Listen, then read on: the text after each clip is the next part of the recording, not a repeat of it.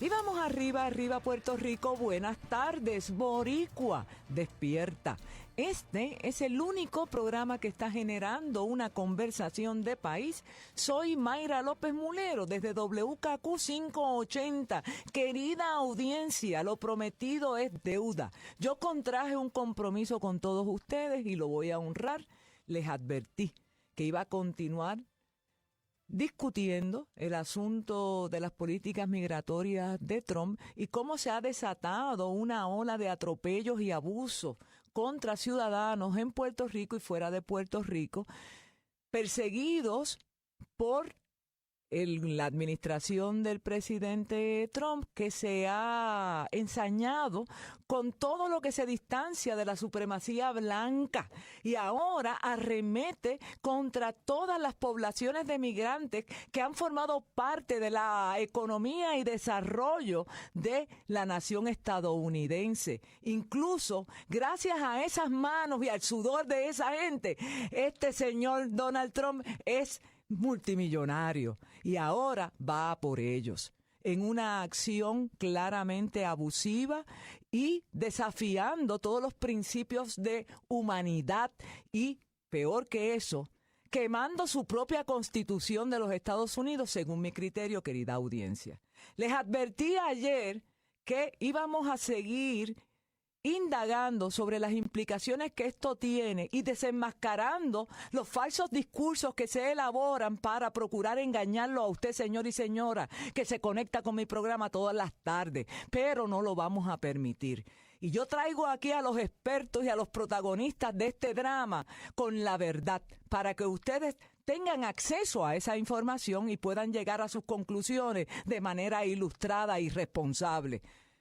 Me acompañan nada más y nada menos que la directora ejecutiva de la Unión Americana de Derechos Civiles, la licenciada Annette Martínez Orabona, y además el director de la División Legal de dicha institución, el licenciado Fermín Arraiza. Están aquí a mi lado y le doy la bienvenida a ambos a esta importantísima conversación de país. ¿Cómo está, Annette? Saludos. Muy bien, Mayra. Contenta de estar contigo a pesar de que las circunstancias en este momento nos tienen a todos bien cansados y emocionalmente afectados. Eso es así. Fermín, ¿cómo estás? Me alegra verte. Manejando toda esta situación, ¿verdad? Eso es un cúmulo de emociones encontradas y una situación muy difícil, sobre todo para la población migrante, pero también para toda la población de Puerto Rico que día a día, ¿verdad?, pues interactúa con nuestra gente. Yo quiero compartir con la audiencia y con ustedes algunos de los titulares más recientes para que la gente tenga una idea de cómo esto se está difundiendo a través del mundo y cómo las distintas poblaciones de diversos lugares repudian, rechazan y prácticamente condenan estas acciones abominables impulsadas por un presidente que lo único que pretende es alimentar su ego y que no tiene ninguna justificación histórica, ni social, ni legal para iniciar esta cacería contra nuestros hermanos y hermanas latinoamericanos y de otras nacionalidades. Y la ironía de esto es que ese señor Trump también es migrante. Mira qué ironía, ¿verdad? ¿Qué pasa? Trump envía a los Marines a Los Ángeles. Ordena la movilización de 700 efectivos junto con otros 2,000 de la Guardia Nacional. Esto está pasando en California. Alcalde defiende acción del policía municipal. Este es el alcalde de Cabo Rojo que está defendiendo al guardia municipal que delató injustamente, caprichosamente, arbitrariamente y enñangotao a una joven mujer que no tenía ninguna razón por ser detenida. A la espera de directrices federales. Detención revive temor entre migrantes víctimas de violencia doméstica. El ICE está en la calle todos los días. Desde que llegó Trump, aumenta 5 veces la cifra de inmigrantes detenidos en Puerto Rico. Organizaciones y abogados de inmigración denuncian constantes violaciones de derechos a inmigrantes que son detenidos por el fichaje racial que ejercen tanto las autoridades locales como el Servicio de Control de Inmigración y Aduana Federal. Y hoy, querida audiencia, en el Nuevo Día en Primera Plana, madres inmigrantes traspasan poderes a sus hijos. Ese es el ambiente caótico que impera allá afuera en la calle. En Puerto Rico ya comienzan a ocurrir una serie de intervenciones que están provocando el rechazo y hay gente que se está organizando para hacerse sentir. California, ni hablemos de eso, Nueva York también. Básicamente este es el cuadro. Yo quisiera empezar por la licenciada Martínez Orabona para que me dé una lectura general de qué está ocurriendo y cuáles son las implicaciones que esto tiene para la tranquilidad y el disfrute de la vida de nuestra población en Puerto Rico. Bueno, Mayra, gracias por ese resumen que es para pelos, ¿verdad? Estamos viviendo una pesadilla que yo creo que ninguno de nosotros ni nosotras nos imaginábamos que podía ser posible. El problema, ¿verdad?, mayor desde ACLU, Puerto Rico, porque podemos hablar de Los Ángeles y de Nueva York y ya sabemos lo que está pasando allá y alrededor de Estados Unidos. Pero en ACLU, Puerto Rico, nos preocupa la respuesta servil del gobierno de Puerto Rico. La falta de de empatía, de humanidad por parte de nuestros oficiales de gobierno y sobre todo el que se escuden en razones que no tienen justificación alguna para permitir y facilitar la detención de personas migrantes que, de hecho, personas migrantes que están en nuestro país aportando a la economía y que son vitales para nuestras comunidades. Nosotros estamos siguiendo muy de cerca varios casos. Uno de ellos es el caso de Araceli, la mujer dominicana que fue detenida por un oficial municipal, un policía municipal en Cabo Rojo. Ese caso es ejemplificante, ¿verdad?, de lo que puede estar pasando y lo que está ocurriendo alrededor de Puerto Rico. Este es un caso de una mujer, como ya se ha reseñado bastante en la prensa, que es víctima de violencia de género. En un país donde tenemos una crisis terrible de violencia de género y las mujeres lo que necesitan es protección, este oficial municipal que no sabe absolutamente nada de leyes de inmigración decidió por cuenta propia que Araceli no debía estar en Puerto Rico y que era una mal llamado, ¿verdad?, de forma incorrecta, que ella era una mujer que estaba aquí ilegal. A nosotros nos preocupa, yo quiero empezar por esto porque yo creo que merece una respuesta. Rebeca González ha dicho públicamente que Araceli fue detenida de manera correcta porque ella estaba sin estatus. Y yo creo que tenemos que aclarar. Okay. Es cierto, Mayra, que hay personas migrantes que están sin estatus. Eso no quiere decir que la detención sea legal. De hecho, en el caso de ella, como pasa con múltiples víctimas de violencia de género, está sin estatus. Eso es una cosa, ¿verdad?, un concepto jurídico federal. Pero a pesar de estar sin estatus, el propio gobierno federal aprobó una ley, la ley VAWA, Violence Against Violence, ¿verdad? Violence Against Women's Act, ¿verdad? En español es una ley para proteger a víctimas de violencia. Entonces se hace esta ley y se produce una visa, que es una protección especial precisamente para mujeres como ella, que están sin estatus pero son víctimas de violencia, y el gobierno federal lo reconoce y le da a ella, a Aracelis y a las muchas otras Aracelis la oportunidad de quedarse aquí para protegerlas precisamente. Y se supone que el Estado tiene una obligación de proteger a Araceli. En esta ocasión, y esto hay que aclararlo, Rebeca González está induciendo a un error en nuestra población, una equivocación en la manera de hablar de Aracelis. Aracelis era una víctima protegida bajo una ley federal, BAWA, con una visa especial para eso precisamente. Ella no podía ser detenida. En todo caso, una persona sin estatus, con una visa de protección temporera como lo tenía ella, pudiese ser detenida si es que cometió una ilegalidad. Pero Aracelis no cometió ni siquiera una infracción de tránsito. Y si me permites aportar a esto que estás diciendo, y capto y percibo una gran indignación en tus palabras, y eso es un reflejo de todo lo que debe sentir una persona empática que vea el atropello del cual fue víctima Araceli. Yo creo que en el caso particular del agente especial a cargo de la Oficina de Investigaciones de Seguridad Nacional en Puerto Rico e Islas Vírgenes, la agente Rebeca González, me da la impresión de que en sus expresiones ella tergiversa, omite los hechos. Uh-huh. Y está entrando en unos criterios que son bastante generales y que se apartan de casos específicos, ¿verdad? Y eso, a mi juicio, es un mecanismo de defensa para evadir tener que aceptar que se están violentando los propios protocolos de inmigración en la intervención con personas que podrían ser cuestionadas sobre su estatus migratorio. Uh-huh.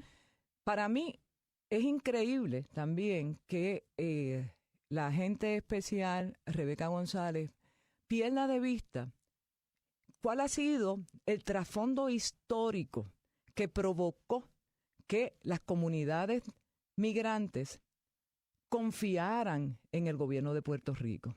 Y a esos efectos existe una ley que fue aprobada bajo la administración de Alejandro García Padilla, que es la Ley 97 del 2013, donde a través de ese mecanismo se permitía a las personas que estaban con estatus migratorio irregular o que estaban en proceso de pedir residencia, etcétera, que pudieran tener licencias de conducir provisionales en lo que finiquitaban esos trámites, de tal forma que pudieran continuar aportando a nuestra economía, trabajando, y que conste, muchos trabajos los hacen ellos porque los puertorriqueños no lo quieren hacer, uh-huh, tanto en construcción, en agricultura y de otra naturaleza.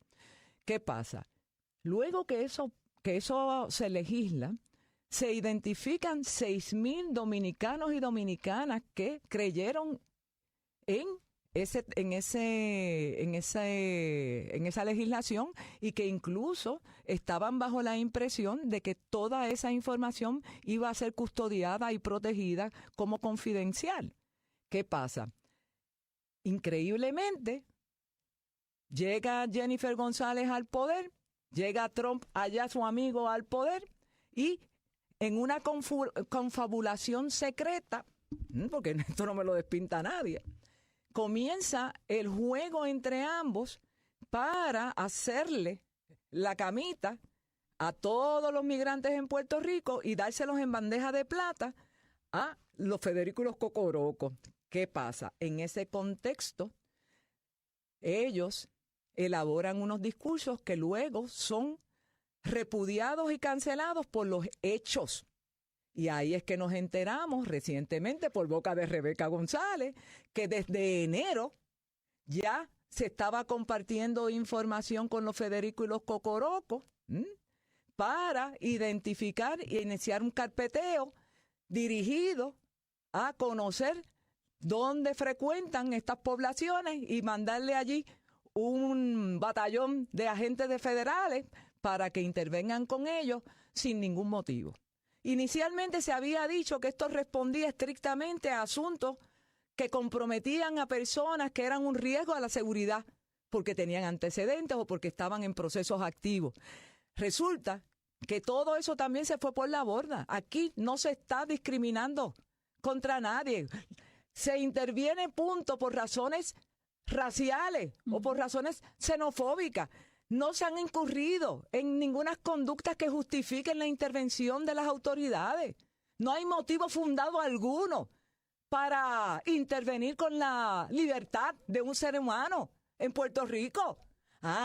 Pero ahora los Federico y los Cocorocos se empoderaron por los estilos de Trump y por los estilos de Jennifer González, que viene a promover esto y que le engañó a la población dominicana, les dijo en la campaña una cosa para obtener el respaldo electoral y ahora le da las espaldas y le mete la puñalada sin piedad. Y esa es la realidad que estamos viviendo en este momento. Lo vimos en Cabo Rojo, lo vimos en Barrio Obrero, lo estamos viendo en todos los sectores donde hay centros de trabajo que frecuentan las comunidades de inmigrantes. Y eso está siendo respaldado por este gobierno, sin que se cumpla con una ley, que es la Ley Federal de Reforma de Inmigración Ilegal y Responsabilidad de Inmigrantes de 1996, Anet, que precisamente contempla que hay que cumplir con la sección 287G. Y esa es la sección a través de la cual se hacen unos convenios de colaboración entre organismos estatales para colaborar con los Federico y los Cocorocos de ICE, pero tiene que ser a través de ese mecanismo y Puerto Rico no tiene ese acuerdo. ¿Tú me podrías explicar eso en detalle, Fermín, por favor? Mira, básicamente, aunque reconozco aquí que Anet Martínez es la especialista, la maracachimba en los asuntos de inmigración, pero en Puerto Rico no existe ese acuerdo. A nosotros, ¿verdad?, nos preocupa grandemente el hecho de que desde que comenzaron esta redada en enero, la gobernadora primero indicó que la población dominicana inmigrante aquí en Puerto Rico no tenía que preocuparse, que esto era un asunto de fronteras, como si Puerto Rico no fuese una frontera, en términos de lo que es verdad todo el territorio de Estados Unidos y sus colonias. Y en ese sentido yo creo que fueron bajando la guardia para que entonces entrara este aparato o brazo represor del gobierno de Estados Unidos, que es un brazo militarizado. O sea, cuando nosotros hablamos de Homeland Security y de ICE en todo Estados Unidos y en Puerto Rico, nosotros lo que estamos viendo son prácticamente soldados que han soltado a la calle enmascarados, a quienes no se puede identificar incluso, porque si no hay amenazas de sanciones, incluso erradicación de cargos y multas para aquellas personas que revelen la identidad de estos agentes. Están llevando a cabo operativos sin órdenes judiciales. Son órdenes administrativas las que están utilizando y no son firmadas por un juez. Nosotros queremos recordarle a estos agentes y a sus supervisores, queremos recordarle a Rebeca González y sus superiores que nadie está obligado, ni en el gobierno federal ni en el gobierno estatal, a seguir o cumplir órdenes ilegales, inconstitucionales y que violan los derechos humanos de los habitantes en Puerto Rico. Y aquí, ahí no aplica la defensa de obediencia jerárquica, porque de su faz la orden tiene visos de ilegalidad. No aplica. Nosotros, o sea, la ACLU ha radicado más de 100 casos en las cortes alrededor de todo Estados Unidos, impugnando las órdenes ejecutivas, impugnando estas políticas migratorias que son deshumanizantes y violatorias de derechos humanos. O sea, las órdenes ejecutivas no son otra cosa que una orden a las agencias federales y sus funcionarios para que violen sistemáticamente los derechos humanos que asisten a las personas migrantes, y eso no se puede tolerar. Y el gobierno de Puerto Rico no solamente tiene la discreción para no obedecer y llevar a los funcionarios federales al tribunal, sino que además tiene la obligación de no cumplir con estas órdenes, porque son órdenes que van en contra del Estado de Derecho en Puerto Rico, el Estado de Derecho en Estados Unidos y de tratados internacionales que han sido suscritos y firmados por Estados Unidos. Fíjate que es bien interesante lo que estás planteando, porque las ocasiones que he escuchado a la agente especial Rebeca González, ella ha querido utilizar la herramienta del supina para dar la impresión de que hubo una intervención de algún juez en la evaluación de esa petición de información para las autoridades locales, y eso es falso. Todo es un engaño, todo ha sido un engaño. Y evidentemente lo más increíble es que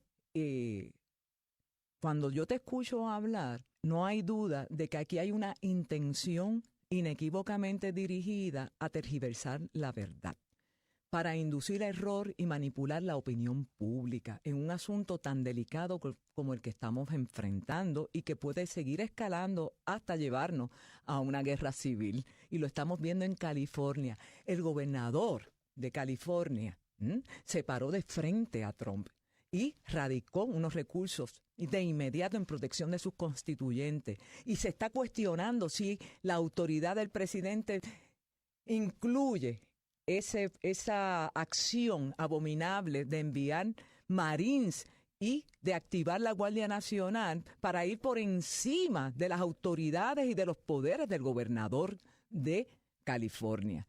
De eso es que estamos hablando. Estamos hablando de que tenemos unas acciones que atentan contra los principios básicos de la propia democracia, que fueron la génesis de la nación estadounidense y que ahora es el presidente de esa nación la que los tira por la borda en menoscabo de la paz y la tranquilidad y la armonía y la convivencia sana y saludable de todos los que habitan en los 50 estados de los Estados Unidos y en sus respectivos territorios. Esa es la realidad. Entonces tenemos aquí a una gobernadora que dice claramente que ella va a seguir las instrucciones de los Federico y los Cocoroco, porque ella promueve el cumplimiento de la ley y el orden y además le preocupa mucho que nos quiten los fondos federales.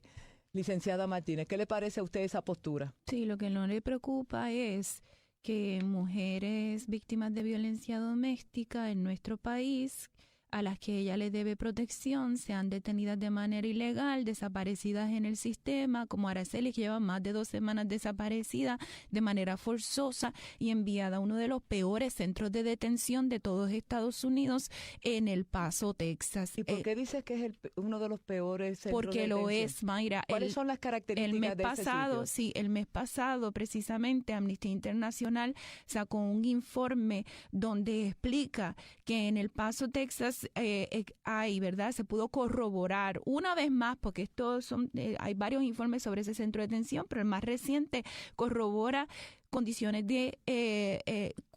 completamente insalubres, aguas estancadas, inodoros que no funcionan, hacinamiento, la utilización de confinamiento solitario de manera abusiva, violaciones, abusos físicos contra las personas detenidas, problemas de alimentación, o no les dan alimento o se los dan dañados, problemas de falta de acceso a servicios médicos. No hay servicios médicos adecuados en estos centros de detención. Incluso hay personas con condiciones graves y crónicas que no están recibiendo sus medicamentos. Así que estamos hablando de una situación bien seria, de medidas, condiciones que se han definido internacionalmente como condiciones de tortura. Y nuestro llamado es al más mínimo sentido de humanidad por parte de nuestro gobierno.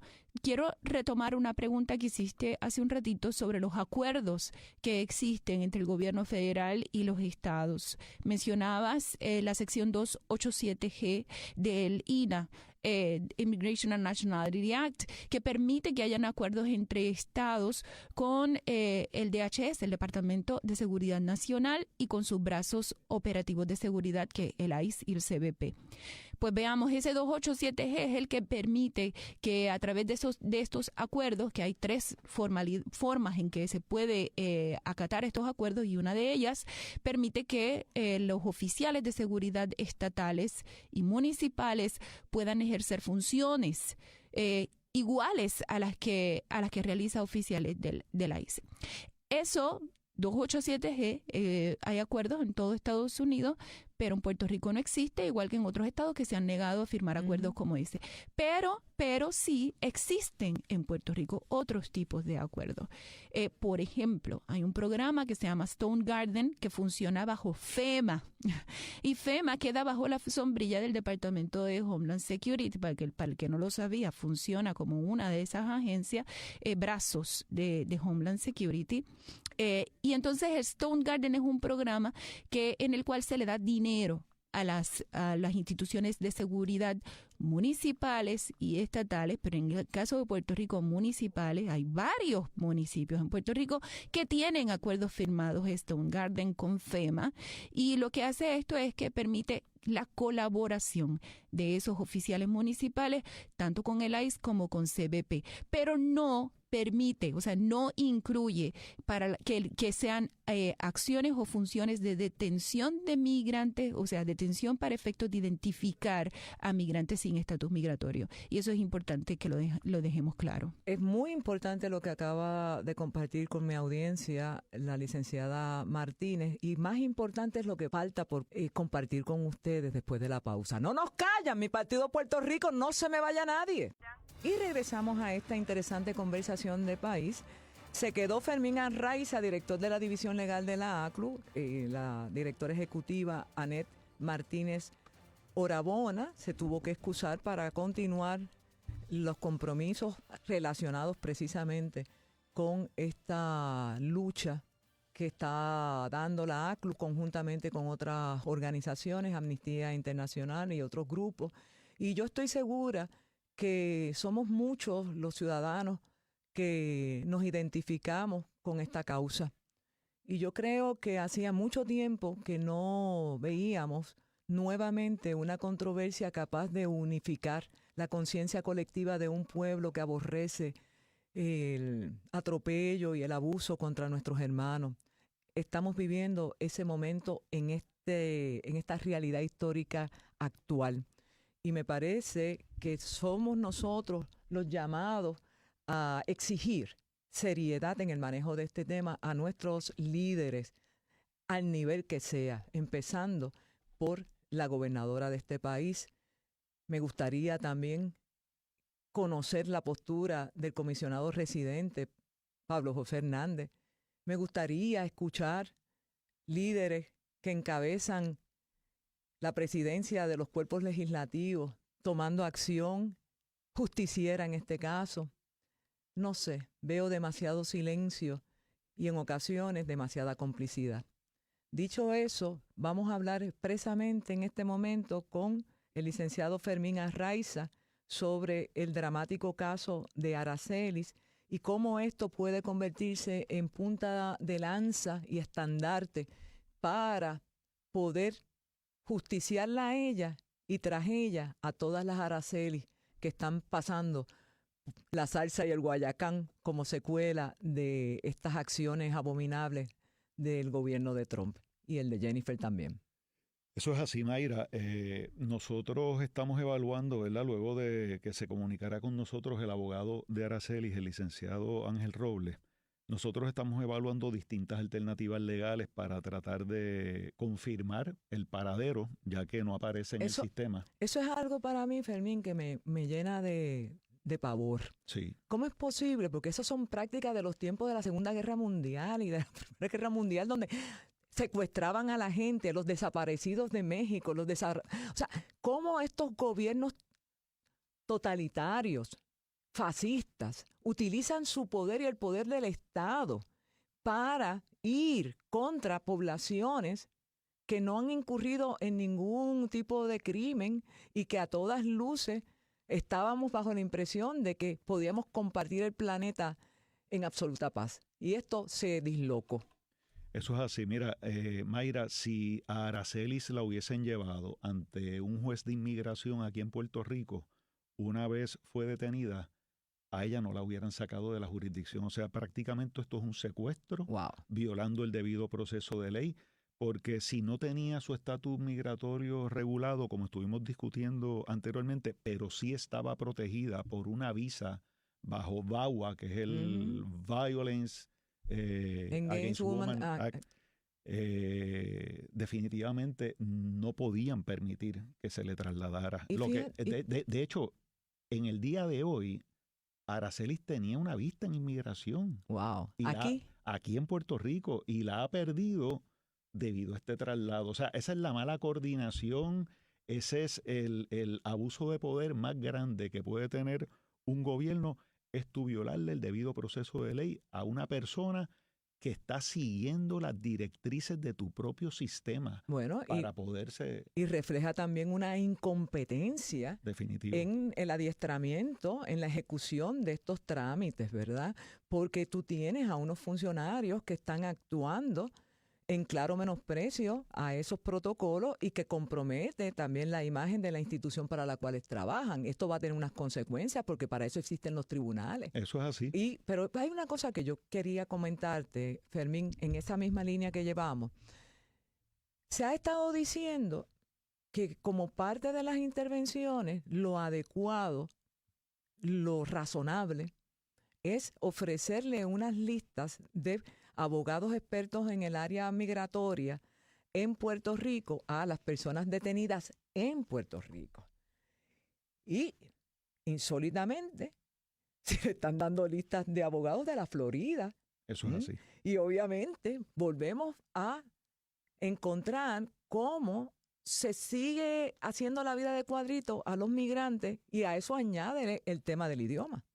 Porque se los están llevando para la tierra de los Federículos Cocorocos. Definitivamente. Y la gran mayoría de los migrantes no dominan el difícil. Porque fíjate que no es el sueño americano lo que están buscando, es el sueño caribeño. Por eso vienen a Puerto Rico, porque hay una identidad cultural, idiomática, y es mucho más fácil tú desarrollar un proyecto de vida en Puerto Rico donde tú hablas español que irte a los Estados Unidos y tienes que aprender otro idioma y es otra cultura. O sea, de eso es de lo que se trata. O sea, los están sacando del entorno geográfico donde tienen su familia, donde tienen su cultura, donde tienen sus lazos de amistad, sus lazos de trabajo. O sea, es todo un trastoque, ¿verdad?, de la vida privada y familiar de todas estas personas. Mira, yo estuve ayer aquí a Damaris Suárez del CPI y Damaris hizo una investigación y los hallazgos fueron publicados en Puerto Rico y en la República Dominicana.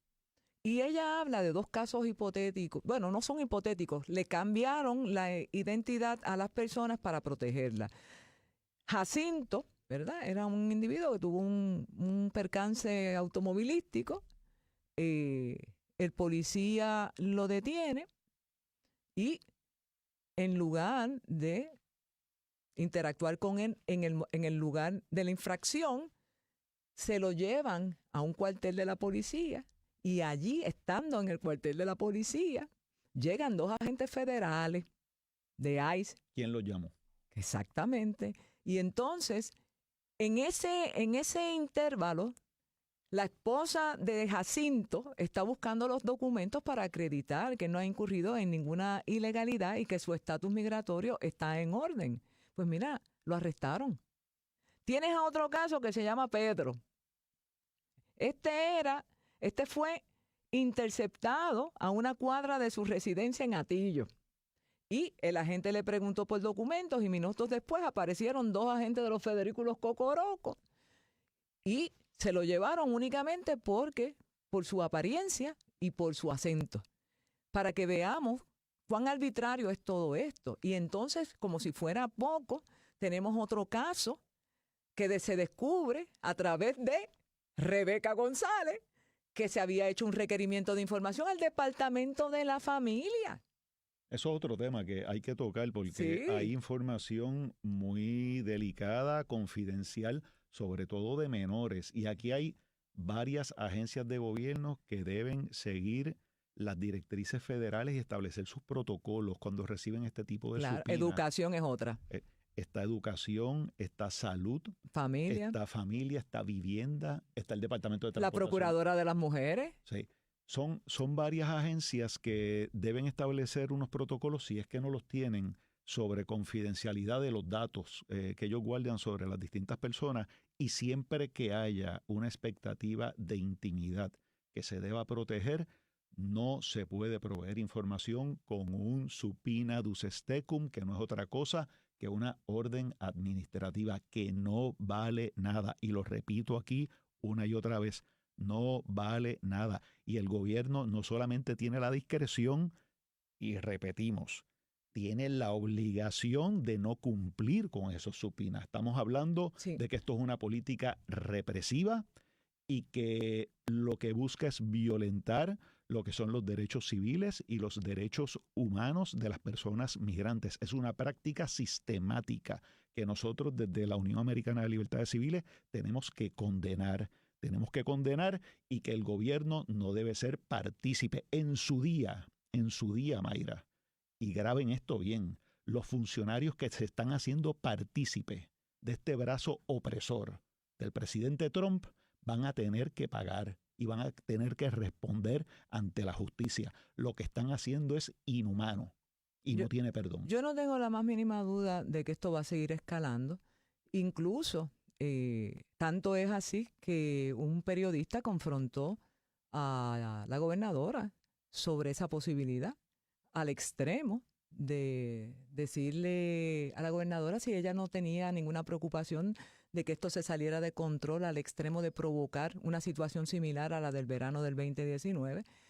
Y la reacción de la señora fue, como suele ser, muy prepotente y el país la está observando, ¿entiendes? Y yo creo que también en esa reacción denota falta de sensibilidad y empatía ante la seriedad de esta crisis. Y yo la escuché y las expresiones que utilizó, yo se las voy a repetir. No las repita, yo las tengo grabaditas, vamos a tirarlas. Vamos a ver si el gas pela, porque cuando empiecen los procesos contra estos funcionarios por violación de derechos humanos, vamos a ver quién se va a tener que tomar la pastillita. Yo quiero también continuar en esa línea, Fermín Arraiza, en el contexto de menores que están bajo la custodia provisional del Departamento de Familia, porque alegadamente han separado a esa familia y se llevaron a los padres y los deportaron. Esos menores, hay 2 menores que están en esa circunstancia, y supuestamente se le hizo un requerimiento al Departamento de la Familia, y cuando esto explotó y ha ido escalando, ahora Jennifer, que se acomoda como acostumbra, dice, no, yo, que quede claro, yo no voy a entregar ninguna información a menos que venga una orden judicial. En serio. Mire, hace rato que las agencias gubernamentales están compartiendo información con los Federico y los Cocorocos, gobernadora. No subestime el intelecto de nuestra gente, que la humildad es una cosa y la inteligencia es otra. Y nuestra gente podrá ser humilde y podrá tener carencias y preocupaciones, pero tiene sentido común y sentido de justicia, y pueden separar el grano de la paja, y su gobierno le miente a nuestro país en este tema. Y yo no tengo la más mínima duda de que así como se develó que habían entregado una lista de 6,000 dominicanos a DITOP, así como también nos enteramos de la situación de familia, van a seguir emergiendo situaciones que la desacreditan a usted desde el punto de vista de su credibilidad. Respetuosamente, gobernadora Jennifer González. Pero no es tarde. Usted tiene la fuerza, usted tiene el poder, usted tiene el temperamento de rectificar. Y yo, Mayra López Mulero, respetuosamente me dirijo a usted para que reflexione sobre los argumentos vertidos en este programa durante meses, para que busque asesoramiento y para que encuentre el camino correcto y rectifique el rumbo. Jennifer González, ¿qué va a pasar con Araceli? Nosotros, sobre el tema de Jennifer, le estamos pidiendo una reunión al gobierno de Puerto Rico, y se envió una carta donde prácticamente lo que se le exige es exactamente lo que tú acabas de decir, Mayra, que no accedan a estas órdenes, que rectifiquen la conducta del gobierno de Puerto Rico y la política pública que han asumido de colaboración total, incluso de servilismo con el gobierno federal, y que exijan órdenes judiciales. No van a encontrar en Puerto Rico, te lo aseguro, no van a encontrar en Puerto Rico un juez federal que le firme una orden de esa a Homeland Security, a menos que no se haya cometido un delito, que es una ínfima parte de las personas que han sido detenidas. No va a encontrar una orden firmada por un juez federal. ¿Qué te parece a ti el argumento recurrente de la gobernadora y su séquito cuando abordan este tema, siempre dicen, no, los que están ilegales, tú no puedes estar ilegal en un país y además nos van a quitar las ayudas federales si no colaboramos. ¿Qué te parece a ti esa postura?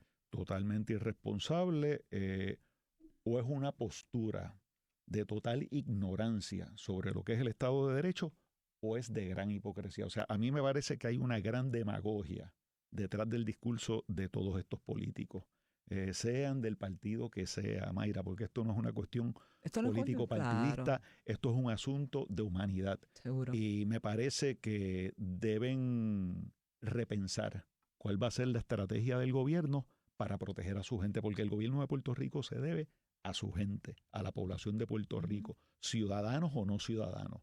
Todo el que está aquí viviendo en esta jurisdicción merece y tiene derecho a la protección de este gobierno y a las ayudas que les pueda dar este gobierno.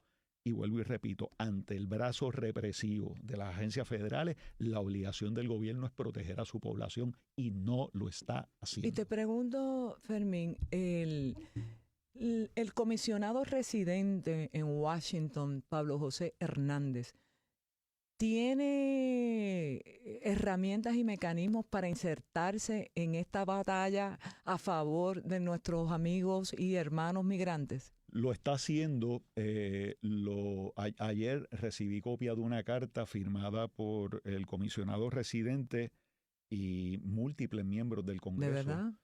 Háblame de eso porque me parece importante que la gente... Es sobre el caso Aracelis. Muy bien, sí. Vamos a hablar de eso. No tengo conmigo copia de la carta, pero te la puedo hacer llegar. Por favor. Pero es un documento en donde se exige que la pongan en libertad. O sea, él la escribió. Él la redacta junto con más de 10 miembros del Congreso. La firman más de 10 miembros del Congreso. ¿Demócratas todos o hay republicanos? Tendría que verificar. Yo creo que la mayoría son demócratas. Entre ellos está...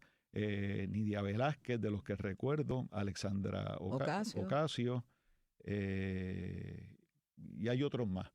Pero describe muy bien cuál es la situación de ella como víctima de violencia doméstica o de violencia de género, y que no se justifica su detención y va dirigida al warden y a los encargados del centro de detención del Paso, Texas, que nos preocupa, y lo estábamos hablando fuera del aire, porque es a donde se llevan a todos los detenidos que posteriormente estaban siendo deportados a Guantánamo. Tú sabes que también, ¿te acuerdas los que se llevaron para El Salvador? También. Allá con Bukele, que es otro de los aliados de Trump, y las barbaridades que pasan en El Salvador. Ahí sí que no hay derechos humanos. Aquello desde es... el inicio. Eso es una cosa... eso sí que... Eso es penoso. Desde el inicio de esta crisis, en enero, y desde que comenzaron las redadas en Estados Unidos y en Puerto Rico, lo dijimos y estamos en récord. Estas órdenes ejecutivas están creando y van a crear una crisis humanitaria brutal, no interna, una crisis humanitaria internacional. Y ya lo estamos viendo. Ya lo estamos viendo. Y faltan más de 3 años y medio. Sí, y a eso únele también la crisis internacional que se refiere a los aranceles y a todo el desmadre económico que quiere provocar este señor. Pero quisiera, y el tiempo sigue transcurriendo, Fermín, podríamos estar toda la semana hablando de esto, pero me gustaría conocer un poco, me hablaste del licenciado Robles, que es el representante legal de la muchacha, y ella tenía hijos, ¿verdad? Aracelia. Ella tiene 47 años de edad, sí. Era dominicana.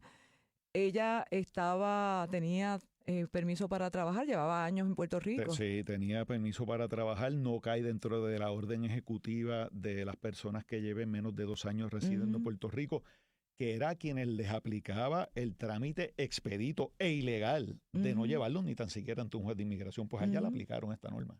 Allá no la llevaron ante un juez de inmigración y la deportaron. Estando protegida por una visa. Pero ¿se va a tomar acción legal para Mira. O sea, porque esto no se puede quedar así, esto tiene que tener consecuencias.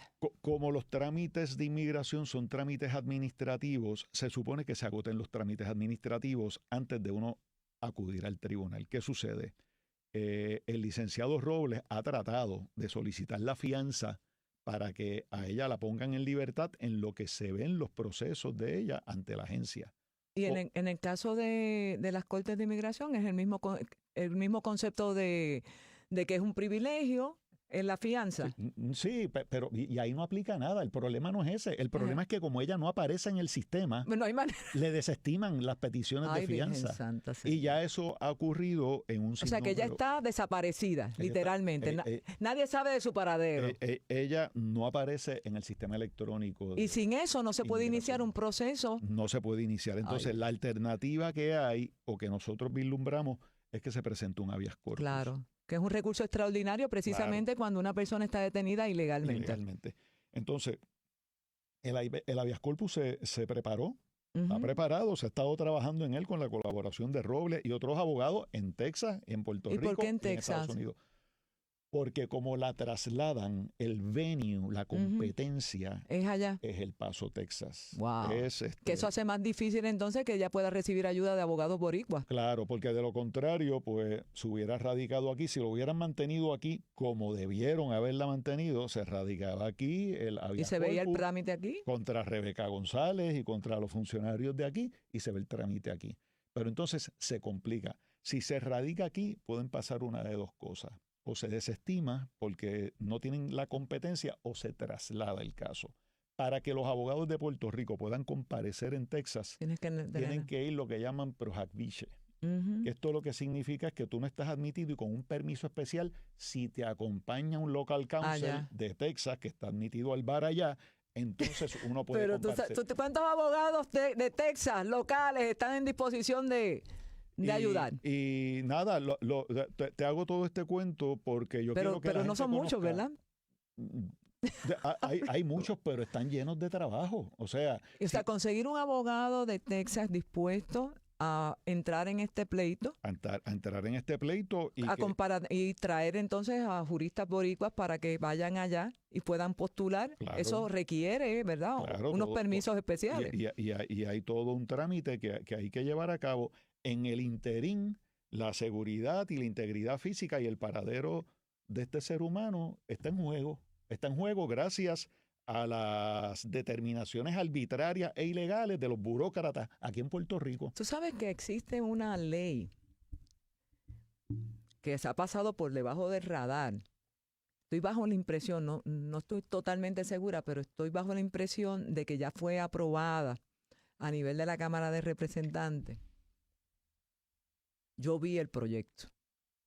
E independientemente en la etapa del trámite legislativo en que se encuentre, yo vi el proyecto. Y ese proyecto lo que plantea, licenciado Arraiza, agárrate de la silla, es darle la facultad a guardias municipales para intervenir conjuntamente con los Federicos en el tema de las deportaciones y de las intervenciones y arrestos. Y eso es realmente otro ejemplo de que no nos están diciendo la verdad. No, y nos opusimos. Eso es un contraproyecto. Eso es un contraproyecto al 331 que preparó la ACLU a través de la licenciada Lolimar Escudero y se sometió y que está pendiente de revisión en la Cámara de Representantes a ver si se aprueba o no. No han actuado sobre ese y aprobaron el otro. No ha sido aprobado en la Cámara, pero ya lo aprobaron en el Senado. En el Senado. Y lo que busca es eso precisamente. Háblame de eso. Tenemos poco tiempo, pero sí, pero ese proyecto lo que busca es tratar de escudarse detrás de la igualdad de derechos entre policías municipales y estatales para que tengan los mismos beneficios, como si los policías estatales tuvieran tantos beneficios. ¿Verdad? Pero es increíble. Es todo un montaje para justificar la colaboración. Pero yo les voy a decir más. Nosotros desde el inicio de toda esta controversia solicitamos información al municipio de San Juan específicamente y el municipio de San Juan nos admitió que no desde ahora, desde el 2006 existen acuerdos de colaboración. Wow. Niegan que los policías municipales actualmente estén participando en las redadas de enero para acá. En Cabo Rojo aquí tenemos un ejemplo. Que todos sabemos que no es cierto, que están mintiendo, pero esa es la postura oficial, lo que nos llega a nosotros y tengo los documentos. La postura oficial en el 99.9% de los casos en esta administración es falsa. Fermín Arraiza, me quedé sin tiempo, pero tenemos una grandiosa excusa para volvernos a ver. Y quiero felicitarte y felicitar a Anet Martínez por la labor extraordinaria que hace la ACLU. Y yo creo que ustedes siempre dan la milla extra. Yo estoy segura que tiene que ver con ese corazón grande que como puertorriqueños y puertorriqueñas encarnan y son modelos a seguir. Yo exhorto a las autoridades de ley y orden en Puerto Rico a que reflexionen sobre esta discusión y esta conversación y nuevamente tienen la oportunidad de rectificar. Y los Licenciado. invitamos a que se Claro. reúnan y te doy las gracias, Mayra, por esta oportunidad. Cómo no, que tengas muy buenas tardes y muchas Igualmente. gracias. Y éxito, mucho éxito. Gracias. Y Boricua, despierta. Vamos a hacer causa común. ¿Qué les parece? Tenemos que expresarnos. Usted sabe lo que tiene que hacer, señor y señora. No nos callan. Mi partido, Puerto Rico. Buenas tardes.